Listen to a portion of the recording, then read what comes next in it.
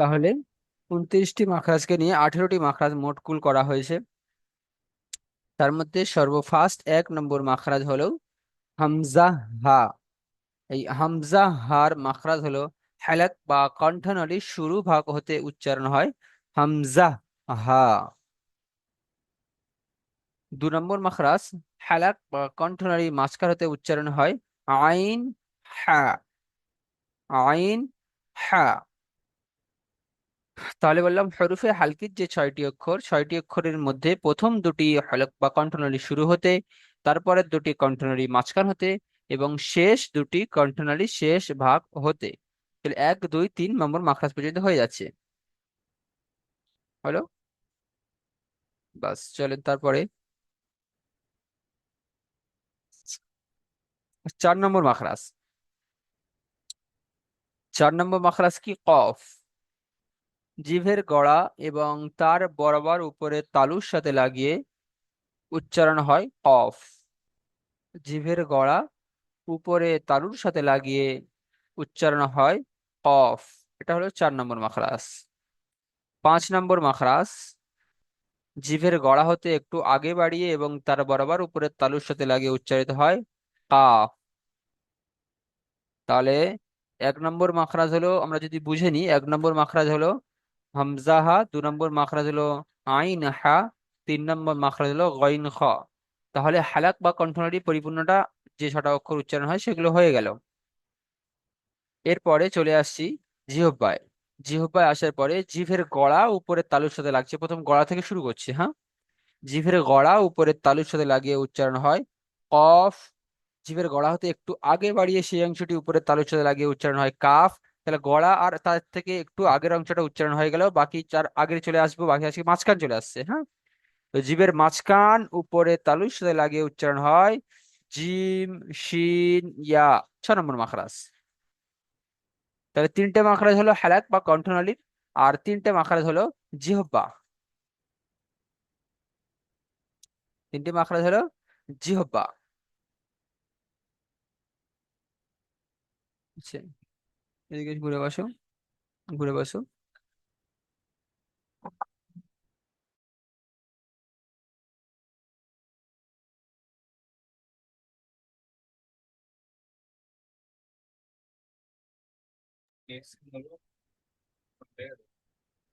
রাখো, ফ্ল্যাশ দেখো। তাহলে হালাক বা কণ্ঠনালী হতে 3টে মাখরাজ হয়ে গেছে, জিহ্বা হতে 3টে মাখরাজ হয়ে গেল। মাখরাজ কিন্তু 6টা হলো, কিন্তু অক্ষর কিন্তু বেশি হয়ে গেল, তাই না জি? হালাক বা কণ্ঠনালী হতে 3টে মাখরাজ হয়ে গেছে, 1 নম্বর, 2 নম্বর, 3 নম্বর, হামজাহা আইনহা গইন খ, 3টে মাখরাজ। তারপরে জিহ্বাতে চলে আসলাম। জিহ্বাতে আসার পরে সর্বপ্রথম জিভের গড়া থেকে ধরছি। জিভের গড়া উপরের তালুর সাথে লাগিয়ে উচ্চারণ হচ্ছে কফ। জিভের গড়া হতে একটু আগে বাড়িয়ে সেই অংশটি উপরের তালুর সাথে লাগিয়ে উচ্চারণ হচ্ছে কাফ। তাহলে জিভে থেকে দুটো হয়ে গেল। তার আগে চলে আসবো, মিডল পয়েন্টে বাকি আছে। জিভের মাঝখান উপরের তালুর সাথে লাগিয়ে উচ্চারণ হয় জিম শিন ইয়া। তাহলে জিভের হলো 4 নম্বর, 5 নম্বর, 6 নম্বর। জিভে হলো 4 নম্বর, 5 নম্বর, 6 নম্বর। কফ, কাফ, জিম শিন ইয়া। তাই 6টা মাত্রা যখন হয়ে গেল, নাম্বারের প্যাটার্ন যদি গুলিয়ে যায়, এটাই বলছি আমি। চলেন তারপরে 7 নম্বর মাখরাজে চলে আসবো। জিভের কিনারা এবং তার বরাবর উপরের মাড়ির দাঁতের গড়ার সাথে লাগিয়ে উচ্চারিত হয় যত। আমরা পড়লাম জিভের গড়া, পড়লাম জিভের গড়া হতে একটু আগে বাড়িয়ে পড়লাম জিভের মাঝখান পড়লাম, এবং তার সামনে আরো চলে আসছি জিভের কিনারা মানে আগা। জিভের কিনারা মানে এই জিভের সাইড কিনারা, হ্যাঁ। আগার কিনারা মানে এই যে মাথা, মাথার একটু সাইডটা। কিনারা মানে একটু সাইড টাইপ হয়, এটা আগার দিকের, মানে আগার দিকের একটু সাইডটা। জিভের জিভের কিনারা। জিভের কিনারা মানে সাইড, আর আগার কিনারা মানে ওই সামনের দিকে অংশ।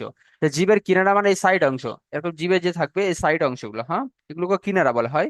তো জিভের কিনারা তার বরাবর উপরের মাড়ির দাঁতের গড়ার সাথে লাগিয়ে উচ্চারণ হয় জত।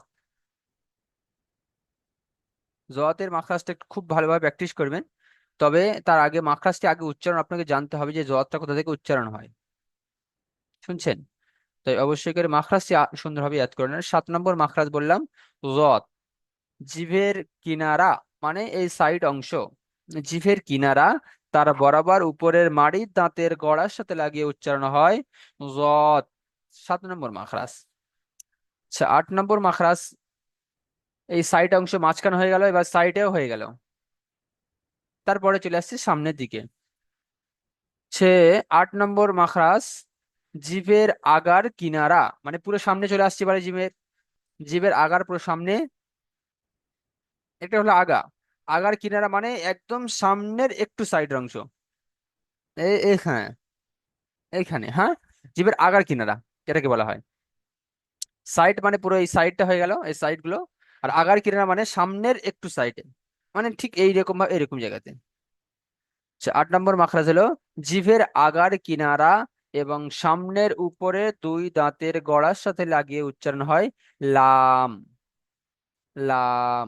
হ্যাঁ। জিভের আগার কিনারা মানে একটু সাইড অংশ, এ- এই জায়গাগুলো, এই জায়গাগুলো, জিভটাকে, জিভের এই এই হালকা এই জায়গাগুলো, এই জিভের এই জায়গাটা উপরের মাড়ির দাঁতের গড়ার সাথে লাগিয়ে উচ্চারণ হবে লাম। তাহলে জিভ থেকে কটা মাখরাজ হলো? সর্বপ্রথম গলা থেকে হলো কফ, তার একটু আগে বাড়িয়ে হলো কাফ, তার মিডিল পয়েন্টে হলো জিম শিন ইয়া, জিভের কিনারা সাইড অংশতে হলো জদ, এবং আগার কিনারা হলো লাম।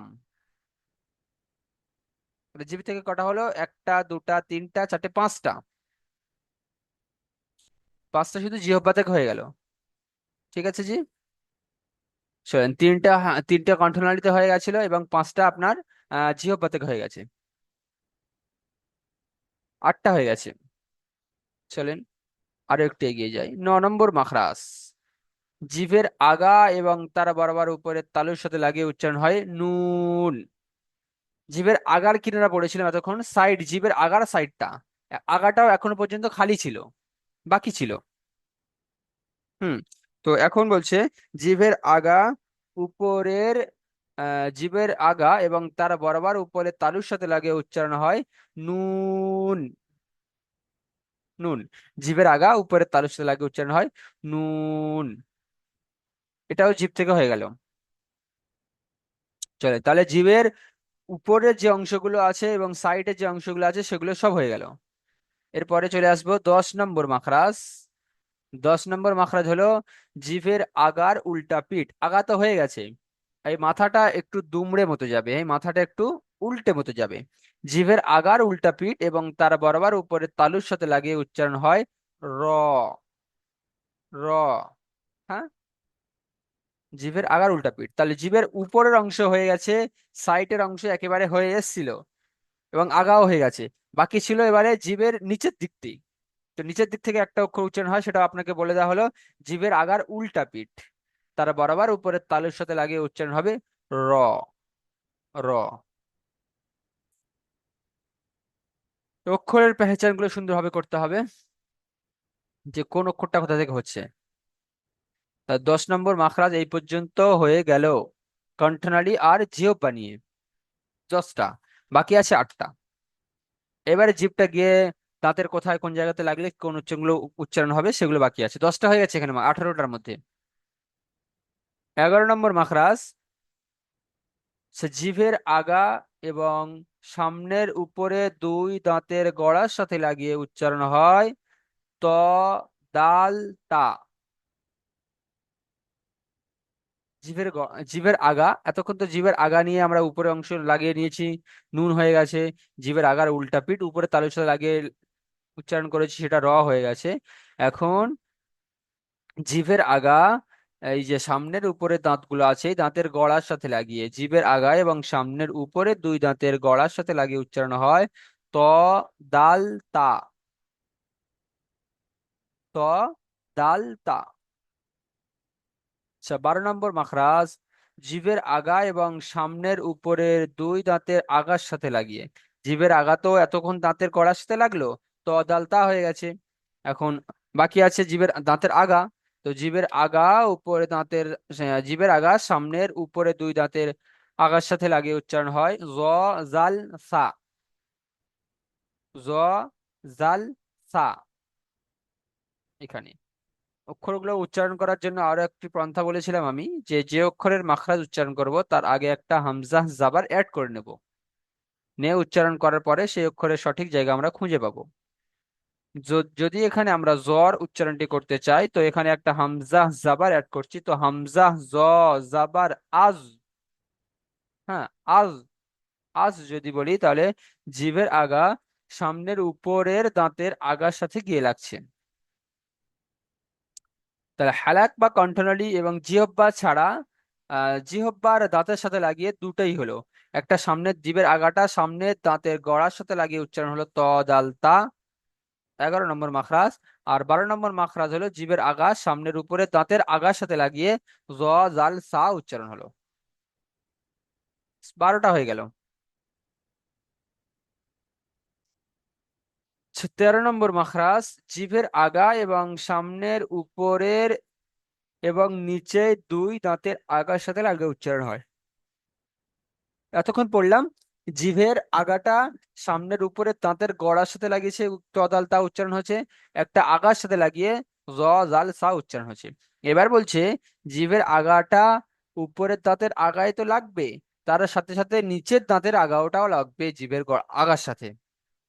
মানে তিনটে অ্যাডজাস্ট হয়ে যাচ্ছে, উপরের দাঁতের আগা, নিচের দাঁতের আগা এবং জিভের আগা লাগিয়ে উচ্চারণ হচ্ছে জা সিন সদ। দেখেন জা সিন সদ, হালকা বাঁশির মতো উচ্চারণ হবে এবং তিনটে অ্যাডজাস্ট হয়ে যাচ্ছে একদম মিডিল পয়েন্টে দেখে। জা সিন সদ, হালকা একটু সিটির মতো আওয়াজ হবে। তাহলে 13 নম্বর মাখরাজ হলো জিভের আগা এবং সামনের উপরে দুই দাঁতের আগার সাথে লাগিয়ে উচ্চারিত হয় জা সিন সদ। চলেন, এই পর্যন্ত কণ্ঠনালী এবং জিহ্বা এবং দাঁতের মাখরাজ শেষ। জিভের জিভটা নিয়ে এবং দাঁতের সাথে লাগিয়ে মোট তিনটে মাখরাজ উচ্চারণ হয়েছে। একটা জিভের আগা উপরে দাঁতের গড়ার সাথে লাগিয়ে উচ্চারণ হয়েছে তদালতা। একটা জিভের আগা উপরে দাঁতের আগার সাথে লাগিয়ে উচ্চারণ হচ্ছে জালসা।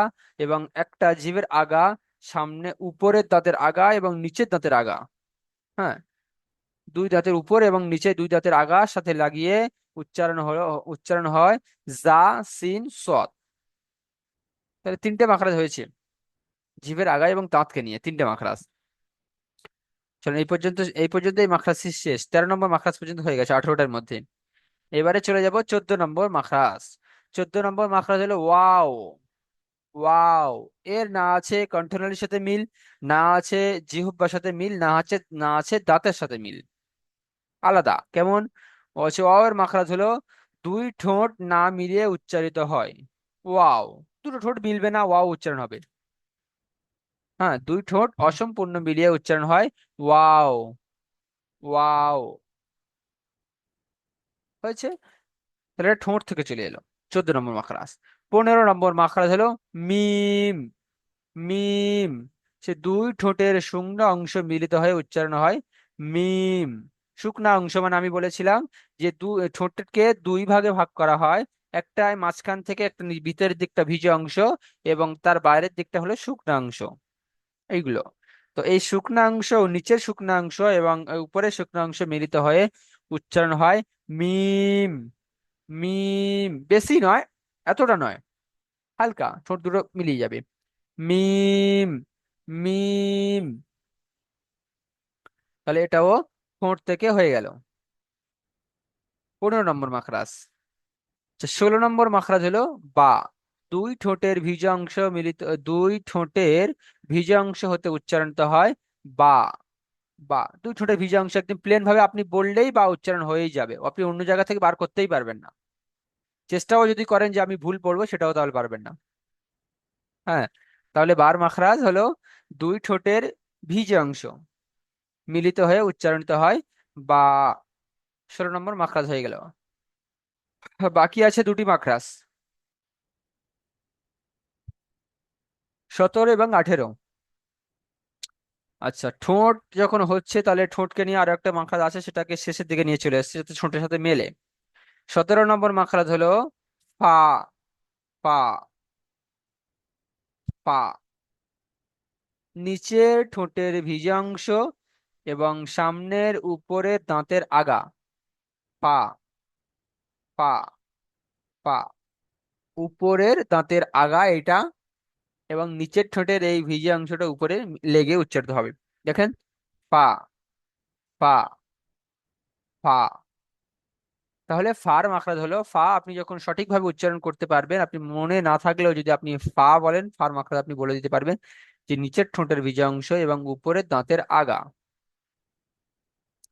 নিচের ঠোঁটের ভিজা অংশ এবং সামনের উপরের দুই দাঁতের আগার সাথে লাগে উচ্চারিত হয় ফা। সেটা এই পর্যন্ত ঠোঁটের মাখরাজ শেষ। 18 নম্বর মাখরাজ একটাই বাকি আছে, সেটা হলো আলিফ। মুখের খালি অংশ হতে হতে হতে উচ্চারিত হয় আলিফ। মুখের খালি অংশ, আলিফ। বাস, আশা করি এই বিষয়গুলো আপনারা বুঝতে পেরেছেন যে কোন কোন জায়গা থেকে কোন মাখরাজগুলো ইয়াদ করতে হয়, বা কোথা থেকে কোন মাখরাজটি উচ্চারিত হয়। আচ্ছা, দেখি আমি তার মধ্যেও আবার আপনাদেরকে একটু ধরবো। আচ্ছা, এর মধ্যে কিছু কিছু মাখরাজ ইম্পর্টেন্ট আছে, মানে বেশিরভাগ আপনাকে সম্ভবত সেগুলোর একটু হার্ড মতো, সেগুলো হয়তো পরীক্ষা বেশি ধরতে পারে, হয়তো সম্ভবত সেগুলো আমিও ধরতে পারি। আর কখনো কোশ্চেনের মধ্যে কখনো ইম্পর্টেন্ট সবক থাকে। তাই আমি চাচ্ছি যতগুলো ইম্পর্টেন্ট সবক আছে সবগুলো যেন আমার কাছ থেকেই হয়। আমি যেন আপনাদের সমস্ত সবকিছু শোনাই। আমার যে বড় হুজুর যে প্রশ্নগুলো করবে সেগুলো যেন আমার প্রশ্নের বাইরে না হয়। ঠিক আছে। এর মধ্যে আপনি ফার্স্ট থেকে শুরু করলে 4 নম্বর মাখরাজ হলো কফ। কফের মাখরাজ, কাফের মাখরাজ, জোয়াতের মাখরাজ, এগুলি ইম্পর্টেন্ট বলছি। ঠিক আছে, এগুলো আমি ইম্পর্টেন্ট সবক বলছি, সুন্দরভাবে দেখবেন। একটা হলো 4 নম্বর মাখরাজ কফ, একটা হলো 5 নম্বর মাখরাজ কাফ। এগুলো আপনার গুলিয়ে যাওয়ার ভয় বেশি যে অক্ষরটি কোথা থেকে উচ্চারণ হয়, সেই হিসাবে এই অক্ষরগুলো ইম্পর্টেন্ট জানাচ্ছি আপনাদের। কফ কাফ হলো 4 নম্বর মাখরাজ, 5 নম্বর মাখরাজ। এরপরে চলে আসছে 7 নম্বর মাখরাজ জত। 7 নম্বর মাখরাজ জত, এটি। তারপরে চলে আসছি,